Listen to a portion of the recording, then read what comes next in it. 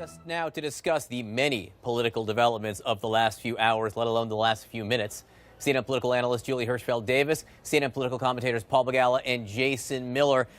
Paul and Jason, I think I'm going to have a fight now between the two of you over a New York Daily News editorial, which has to do with the president sending out those anti-Muslim videos yesterday. It also has to do with some of the things the president has been saying behind closed doors, denying the Access Hollywood tape, suggesting President Obama wasn't born in America. The New York Daily News writes, after his latest spasm of deranged tweets, only those completely under his spell can deny what growing numbers of Americans have long suspected. The President of the United States is profoundly unstable. He is mad. He is, by any honest layman's definition, mentally unwell and viciously lashing out. The title of the editorial, Donald Trump is a madman. Paul Begala, first to you, your reaction. You know, I'd say I'm a political strategist, and I tend to see things in terms of strategy. And very often you can see a strategy with the president's misrepresentations when he gets things wrong. I'm trying to be generous here. Very often you can see a strategy. Less so this week, and I think maybe that's why the New York Daily News, no friend of Donald Trump's generally, nor am I. Maybe that's why they're saying this. But so I try to pull a lens back. Remember several months ago, Bob Corker, Republican senator from Tennessee, who was considered by Trump to be his running mate and then his Secretary of State, questioned the president's stability and competence. More recently, the Secretary of State, Rex Tillerson, reportedly called the president a moron with a Texas adjective in front of it. Then now there's reporting, at least, that General H.R. McMaster, the president's national security advisor, called him, and I quote, well, I quote from the reporting, an idiot with the intelligence of a kindergartner. These are people who are close to him, who are around him.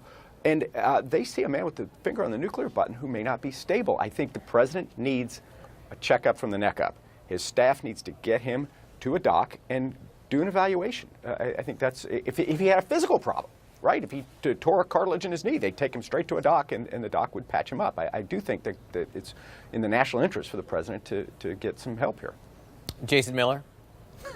Well, of course, I disagree with my good friend Paul here. And of all the accomplishments that the president has had so far in this first 10 months, breaking the New York Daily News is not something I would have expected. I mean, what we saw from today's editorial is they've essentially thrown in the towel. They've made a public announcement. They're no longer trying to challenge him on ideas. They're just going to quit. They're going to try to attack him and throw insults and try to challenge his mental capacity, showing that they've basically given up the fight here. But look, I think most of the folks around the country today are probably looking at the record stock market. They're looking at tax cuts that are about to get done. They're saying, who cares what the president retweeted? And I think the fact that we always go chasing after these... Well, hang on. Well, hold on. We go running like lemmings, going chasing after each of these individual tweets. Look, the president clearly was raising the issue of border security and also the travel ban and getting that back into the conversation. And that's his right if he wants to go and bring that up. And I think that to go and, you know, who originally posted it, I mean, that's like a 2016 daily drama that voters have already decided on. They don't really care.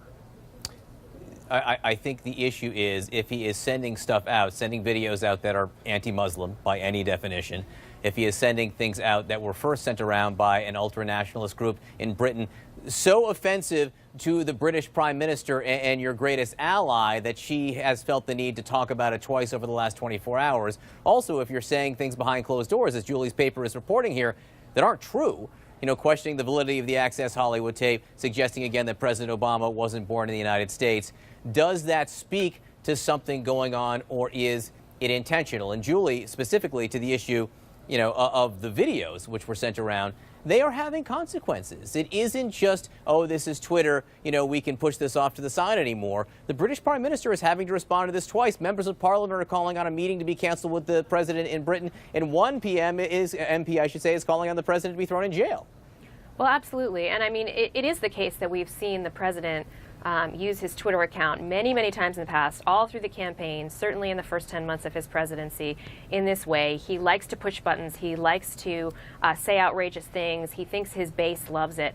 But there's no question in my mind that this week we are seeing something a level ratcheted up. There's something going on with the president that he feels the need, and has felt the need even more so than usual, to make these sort of inflammatory statements, both in public, on Twitter, and what we are also seeing is that they're having real-time consequences. As you point out, the British Prime Minister took great offense at his tweeting yesterday of those videos, his retweeting of the videos.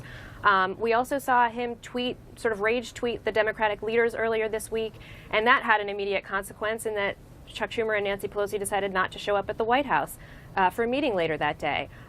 These things, the White House dismisses these things as mere tweets and, we're focusing on the wrong thing. But the fact is we are beginning to see actual consequences from that, fairly or unfairly.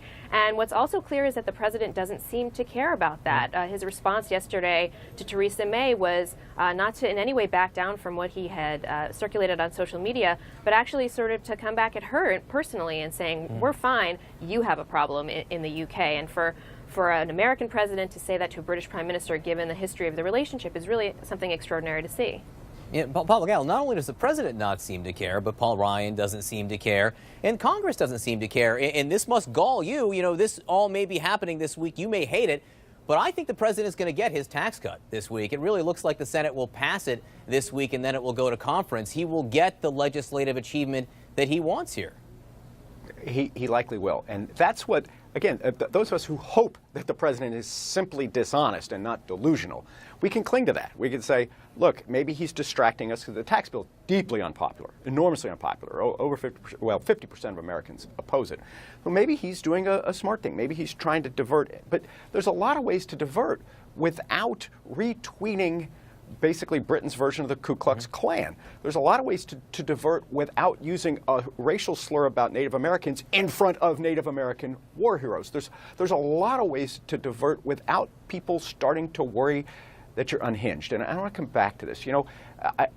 I worry that he and others are perpetuating a stereotype about mental health care. We need mental health care. We all do. And if the president he's like causing those closest to him to become concerned about his stability, by God, he ought to get help. This is not a partisan thing. He's my president, too. So, Jason John Miller, I'll pose this question. You're welcome to respond to it as you like. I guess what I was going to ask you is, he is going to get the tax cut through probably this week or next week, but do all these other things, do they help? White House aides say they've given up trying to get him to stop using Twitter. Does it help? Do you think it helps him? I think what the president's doing, it definitely helps him with raising issues into the public dialogue, like I said before, whether it be border security or with the travel ban. But going back to Paul's comments a moment ago, you'll notice one thing that didn't come up at all when Paul was talking, and that's any sort of a vision or any sort of a plan or any sort of alternative that the Democratic Party and the president's political opponents want to put forward. This is part of the reason why Secretary Clinton lost last year. This is part of the reason why the Democratic Party is in the middle of a civil war and can't figure out which way they want to go. All they can do at this point is attack President Trump. And the president's going to get his big win this week, or might be the beginning of next week. Either way, it's going to be a big win. And we see the markets moving. We see people's 401ks going up. And I think the rest of the country looks at this completely different from most of the other folks who are joining me this morning. And Mitch McConnell, Paul Ryan, Julie, they seem to be willing to separate the two. Chris Stewart, I had a congressman from Utah on before who really says he doesn't like the president's tweets at all, but he really is willing to compartmentalize. Well, listen, there's nothing more important for Republicans right now than to get this tax cut through, to get it signed into law, to have something to show for their first year of having a Republican president, Republicans in control of the Senate, Republicans in control of the House. They have really nothing legislatively to show for that yet. They really need to get this through, and so I think they're in a mode right now of trying to hold everything else at bay, trying to ignore all the other noise from the president, from the White House, from Democrats, and just get this thing across the finish line. But there's no question that when you talk to Republicans privately on Capitol Hill, they are alarmed by this behavior, and they are worried that it actually is going to undermine that goal of getting this thing through, and then of getting a year-end budget deal, and then it's going to hurt them. So I don't necessarily think it's the case that you can just write this off as the president's venting and nobody really cares. This could actually affect his agenda, and that's the big worry of Republicans. You don't hear them saying that publicly, but certainly it's a worry for them privately, and they're right to worry about it. Julie Hirschfeld Davis, Paul Bagallo, Jason Miller, great to have you with us. Thank you so much. Thanks, John. All right, a day after he was fired, Matt Lauer is apologizing to those he hurt. the new statement from the former Today Show anchor as the list of accusers is growing. Hey, I'm Anderson Cooper. And I'm Kelly Ripa. Join us live for CNN Heroes and All-Star Tribute. CNN Heroes on All-Star Tribute. A new statement from Matt Lauer and new accusers against the fired Today Show anchor. Joined now by CNN senior media correspondent Brian Stelter, as well as Chloe Milas, CNN entertainment reporter.